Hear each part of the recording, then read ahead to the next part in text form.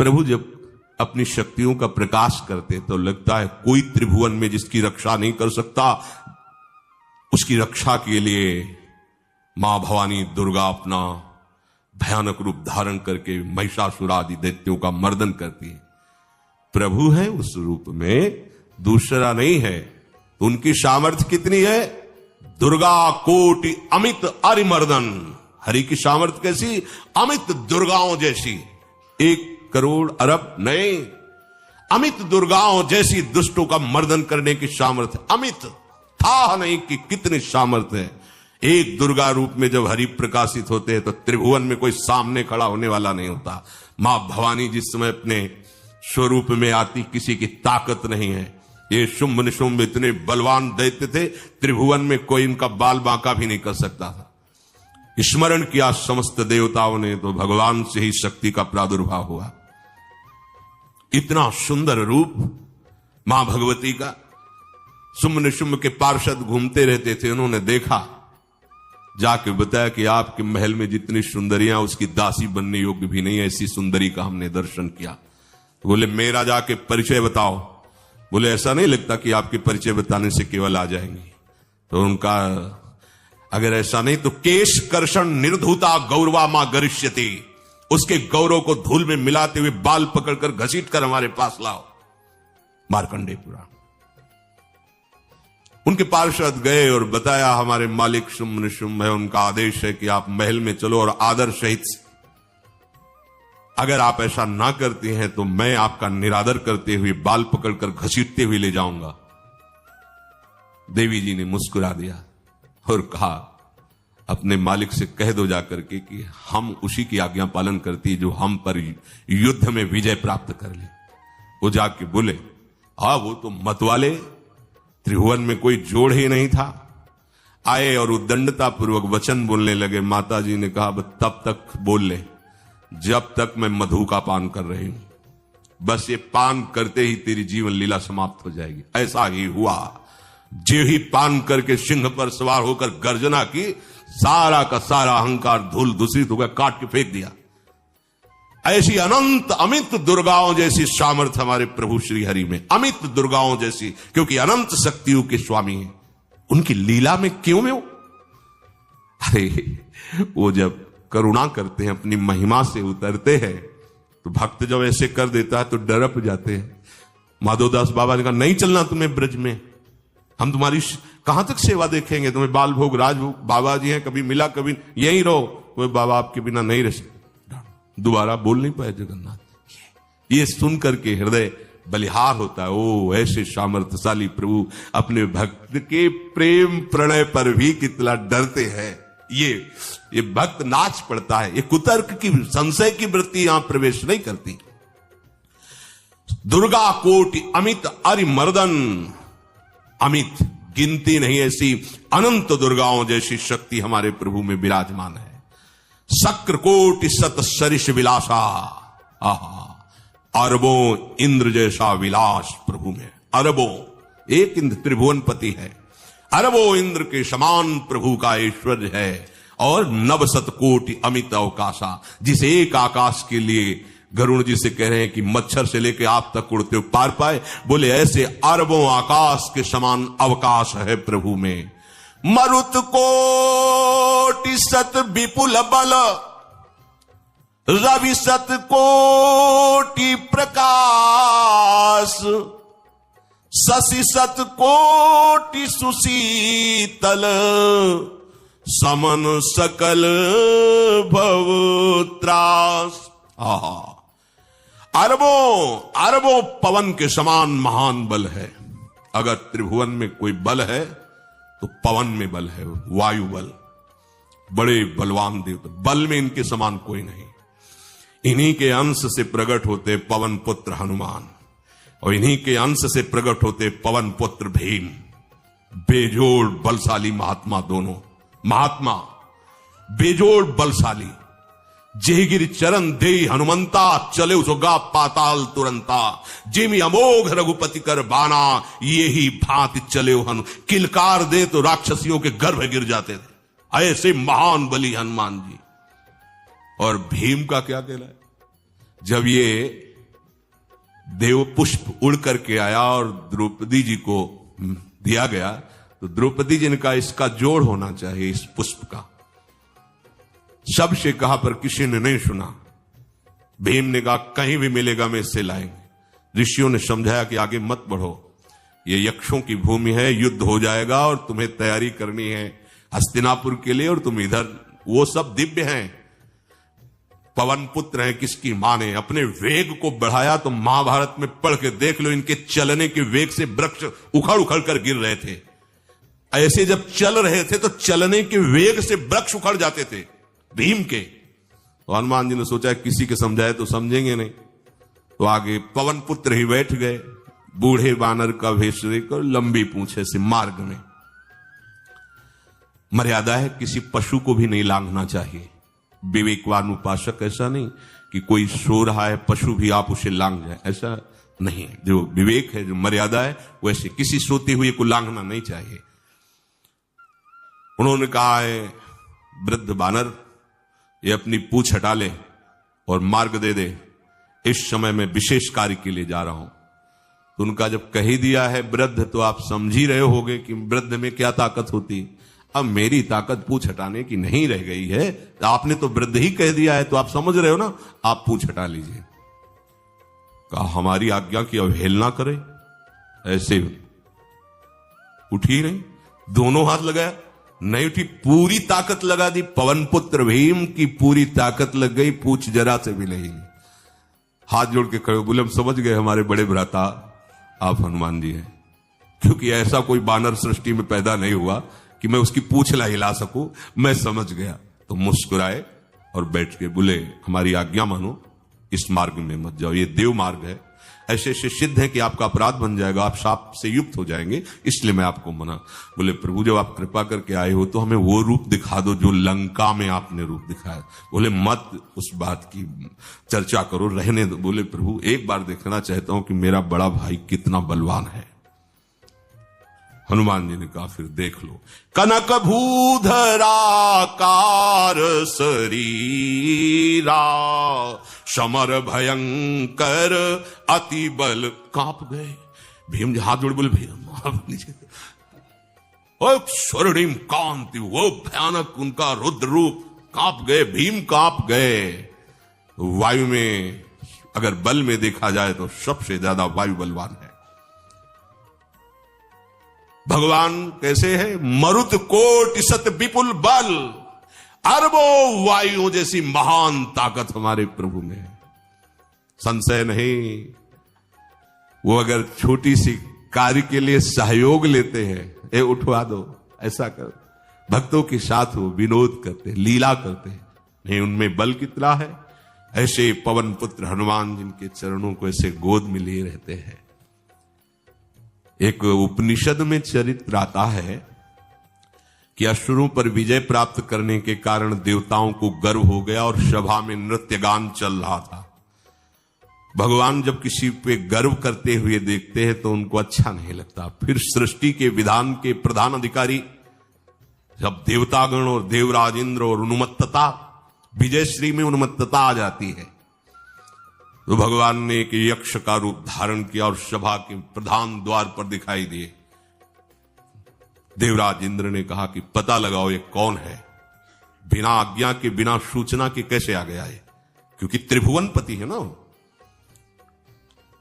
अग्नि देवता ने कहा मैं जाता हूं, पता लगा के आता हूं, क्योंकि किसी बलवान का परिचय पूछने के लिए निर्बल को नहीं भेजा जाता।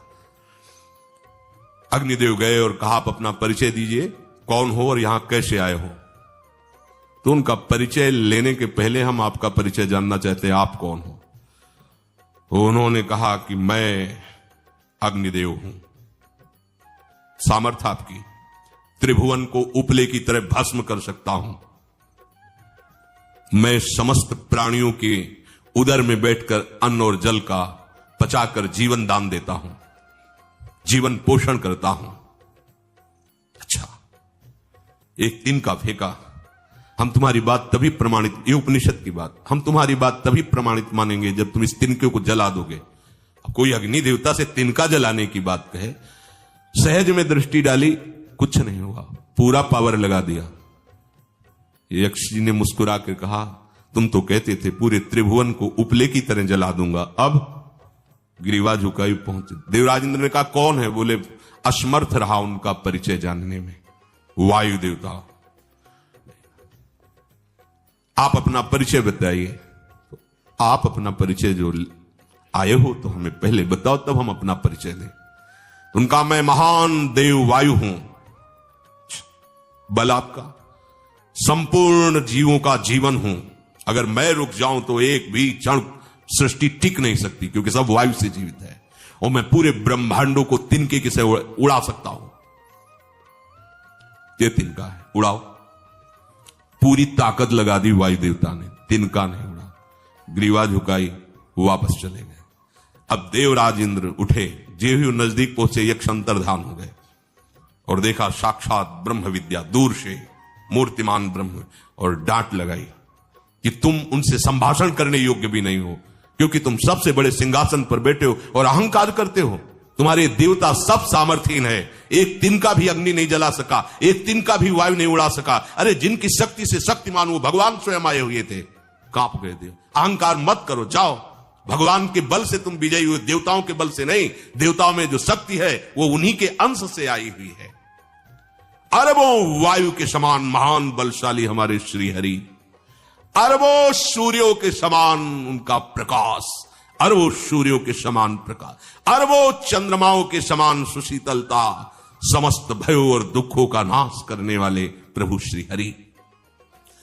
काल कोटि सत सरिसती, दुस्तर दुर्ग दुरंत, धूम के तु सत कोटिशम, दुराधरस भगवंत। अरबों कालों की सामर्थ्य, अरब नहीं अरबों कालों की सामर्थ्य भगवान एक काल अनंत ब्रह्मांडों में तांडव मचाए रखा है। अरबों काल, अमित बलशाली, अत्यंत दुस्तर, दुर्गम, दुरांत। कौन? प्रभु श्री हरि। अरबों धूमकेतुओं के समान अत्यंत प्रबल सामर्थ्यशाली प्रभु, अगाध सत कोटि पताला, शमन कोटि सत सरिष कराला, तीरथ अमित कोटि सम पावन, नाम अखिल अघ पूग नशावन। कितने अथाह हैं प्रभु? बोले अरबों पाताल से भी बढ़कर, अरबों पाताल से भी बढ़कर गहरे हैं, कोई था नहीं पा सकता। कितने भयानक हैं? अरबों यमराजों से भी ज्यादा भयानक प्रभु श्री हरि हैं।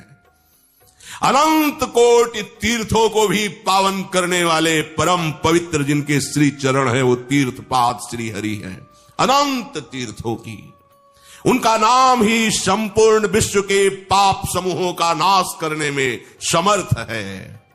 हिमगिरि कोटि अचल रघुवीरा, सिंधु कोटि सत समगंभीरा, कामधेनु सम कोटि। आहा, देखो आप किसके सामने तुम्हें हाथ पसारने की जरूरत है? समझो, अगर अपने प्रभु को जान जाओगे, समझ जाओगे, तो फिर कहीं इधर उधर झांकने की जरूरत नहीं, किसी के सहयोग की जरूरत नहीं। कैसे प्रभु? ऐसे वो स्थिर हैं कि जैसे तूफान चल रहा और हिमालय का आश्रय ले लो तो डरने की जरूरत नहीं, कोई भी तूफान हिमालय को उखाड़ नहीं सकता। ऐसे ही कह रहे हैं, अरबों हिमालयों जैसी स्थिरता प्रभु श्री हरि में है। आहा, अरबों समुद्रों के समान गंभीर है। कामधेनु सत कोटि समाना, सकल काम दायक भगवाना, सारद कोटि अमित चतुराई, विधि सत कोटि सृष्टि निपुनाई, विष्णु कोटि सम पालन करता, रुद्र कोटि सत सम संघरता। अरबों कामधेनुओं के समान प्रभु श्री हरि हैं। एक कामधेनु मिल जाए तो निहाल हो जाए, है हमारे श्री हरि कैसे अरबों कामधेनुओं के समान है। इच्छित कामनाओं की पूर्ति कर दे उसे कामधेनु कहते हैं। प्रभु में कितनी चतुरता है, अनंत कोटि सरस्वतियों की एक सरस्वती ब्रह्मांडों का संचालन करती है, बुद्धि के अधिष्ठात्र देवी हैं। और यहां क्या हमारे श्री हरि अनंत कोटि सरस्वतियों की चतुराई समाई हुई है। अरबों ब्रह्माओं के समान सृष्टि रचने में समर्थ। एक ब्रह्मा प्रकट कर दिया, एक वैभव प्रकट हो गया। अरबों ब्रह्माओं जैसी सामर्थ सृष्टि रचना की प्रभु में है। आहा। और अरबों विष्णुओं के समान पालन करने की सामर्थ प्रभु में है। अरबों शंकर के समान संहार करने की सामर्थ्य प्रभु में है।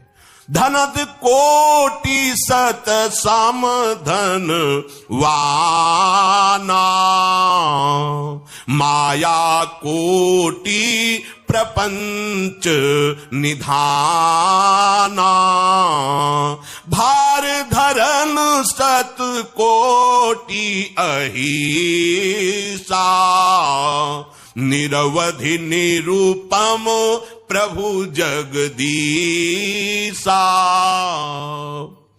अरबों कुबेरों के समान धनवान है। अरबों मायाओं के समान सृष्टि करने में सामर्थ्यशाली है। अरबों शेष भगवान के समान अनंत भार उठाने में समर्थ है। जगदीश्वर प्रभु श्री हरि की कोई उपमा कोई सीमा नहीं है। ये उपमा रहित और सीमा रहित है।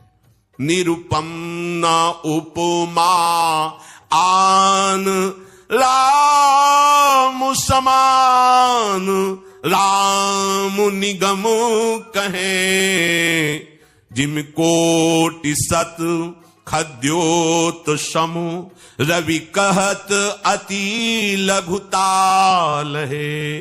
यही भांति निज निज मति विलास, मुनीस हरि बखा नहीं, प्रभु भाव गाहक अति कृपालु, सप्रेम सुनि सुख मानहि, प्रभु भाव गाहक अति कृपालु, सप्रेम सुनि सुख मानहि। प्रभु श्री हरि उपमा रहित हैं। उनकी कोई अनंत ब्रह्मांडों में किसी से उपमा नहीं दी जा सकती। प्रभु के समान केवल प्रभु हैं, ऐसा वेद कहते हैं। अरबों जुगुनियों के समान यदि सूर्य को कहा जाए तो सूर्य का अपमान होता है, सम्मान नहीं। ऐसे ही जो अभी तक वर्णन किया गया उसको समझो। अरबों जुगुनुओं के समान यदि सूर्य को कहा जाए तो सूर्य की प्रशंसा नहीं, एक तरह से अवहेलना है। आहा। इसी प्रकार अपनी बुद्धि के विकास के अनुसार मुनीश्वर, अपनी बुद्धि के विकास और प्रकाश के अनुसार मुनीश्वर प्रभु का वर्णन करते हैं। गुण महिमा नाम बल पर था कोई नहीं पाओ, आज तक कोई था नहीं। ऐसे प्रभु की लीला में कोई कुतर्क कोई संशय, अब वो क्या बुद्धि है उसका खुद विचार करे।